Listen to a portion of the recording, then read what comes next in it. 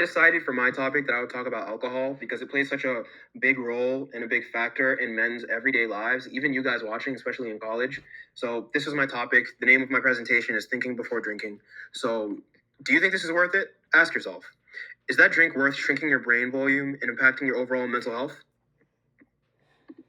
Alcohol is a depressant.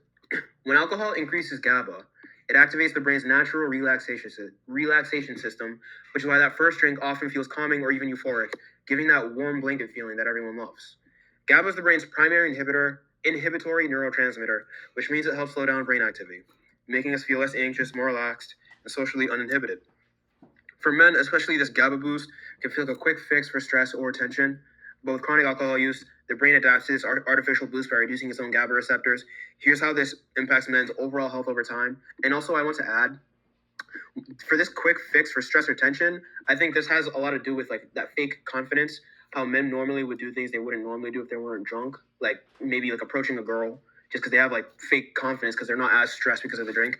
But I'm gonna go into how this impacts men's overall health over time. So I also included mental and even a little bit of physical, but a lot of this is going to be mental. One is increased anxiety. So the brain, now accustomed to alcohol's GABA boost, stops producing the same relaxing effects on its own. When alcohol is absent, men might feel more anxious, stressed, or irritable, often worse than before they started drinking. So initially, alcohol increases GABA, resulting in relaxation, calm, and that warm blanket feeling that everyone loves, like I spoke about before. But over time, your brain adapts by down-regulating GABA receptors, increasing anxiety and requiring more alcohol for the same effect. Number two, mental resilience and coping. Chronic drinking can weaken the brain's natural ability to cope with stressors, which is essential for mental toughness and overall well being. So, the longer someone drinks, the harder it becomes. Whoops, I wanted to highlight that for you guys. I will fix it. But the harder it becomes to relax or de stress with alcohol, which can contribute to feelings of helplessness or mental fatigue.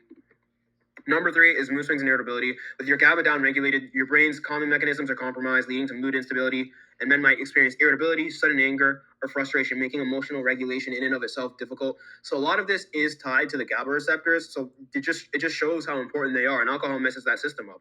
So it has a lot to do with men's overall mental health, especially since most I don't have a statistic for this, but obviously I'm a college student. Most college students do drink at parties. In fact, they drink a lot. So this has a lot to do with men's overall mental health. I think pretty much on a global scale, if I'm being honest. Like it's definitely a factor. I don't know the like ratio of how many the college men drink versus how many don't, but I'd say more drink than more students who don't. Don't quote me on that. I don't have a statistic for that, but that's just my thought based off of what I've seen. So to continue, alcohol also makes you die faster because I bet pretty much like no one knew this. I recently learned this not too long ago, but yeah, what alcohol does is it ages your brain and makes you die faster. It's exactly as I said. So, some other facts I included as well. There's also zero nutritional benefit to alcohol. There's no actual real reason why you should be drinking it because it's just empty calories. It disrupts your hormones. It lowers your testosterone levels, especially for men. That's super important because it raises your estrogen and it disrupts your sleep because it interferes with your REM sleep. More side effects: digestive and gut health. Alcohol damages gut lining and affects microbiome balance. So I think the main issue with alcohol, the main reason I wanted to do this is because obviously your body's a temple and you want to take care of it. There is no benefit to consuming alcohol whatsoever at all, especially in the long run. So I just wanted to point that out. I also didn't include this here, but alcohol can cause. I, I saw a statistic that it can cause 7 different types of cancer. I'm going to include that in here as well in this doc for you guys to look at. But yeah, so the main premise of this video is to just be aware of what you're putting in your body, and I highly suggest you don't drink alcohol anymore.